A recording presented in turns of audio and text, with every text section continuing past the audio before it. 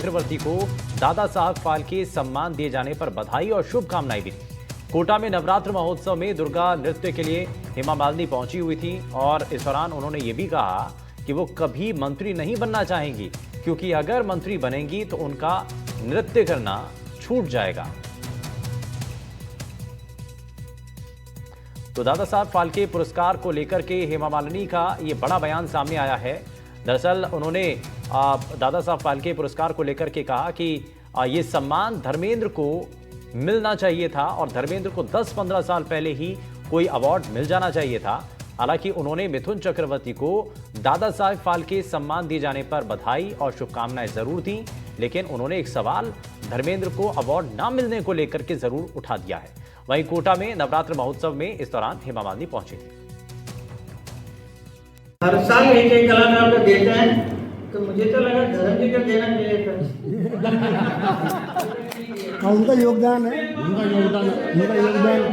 तो 10-15 साल पहले देना चाहिए था। और इस बीच ज्यादा जानकारी के साथ शाकिर अली हमारे संवाददाता जुड़ चुके हैं। शाकिर, बाबा साहेब फाल्के पुरस्कार को लेकर के ये जो बड़ा बयान दिया गया है हेमा मालिनी के द्वारा, ये दर्द कह लीजिए कि 10-15 साल पहले जो है वो धर्मेंद्र को सम्मान मिल जाना चाहिए था, ये उनकी टीस थी, ये उनका दर्द था।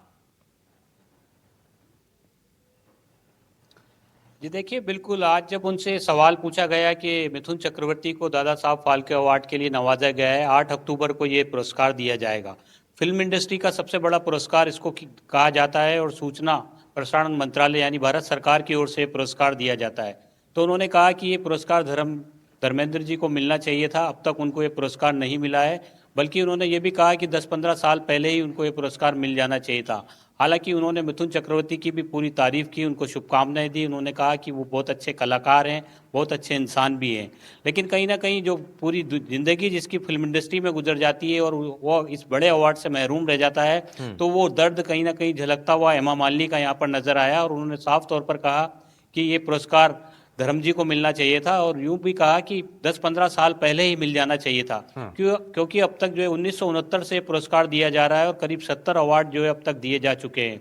फिल्मी दुनिया में आजीवन का ये जो अचीवमेंट अवार्ड इसको कहा जा सकता है। इस अवार्ड से जो कहा जाता है कि भारतीय फिल्म इंडस्ट्री का सबसे बड़ा अवार्ड है, लेकिन धर्मेंद्र को अब तक नहीं मिला है। इस बात की टीस हेमा मालिनी में नजर आई। और मुद्दा जो हेमा मालिनी ने उठाया वो मंत्री बनने से जुड़ा था।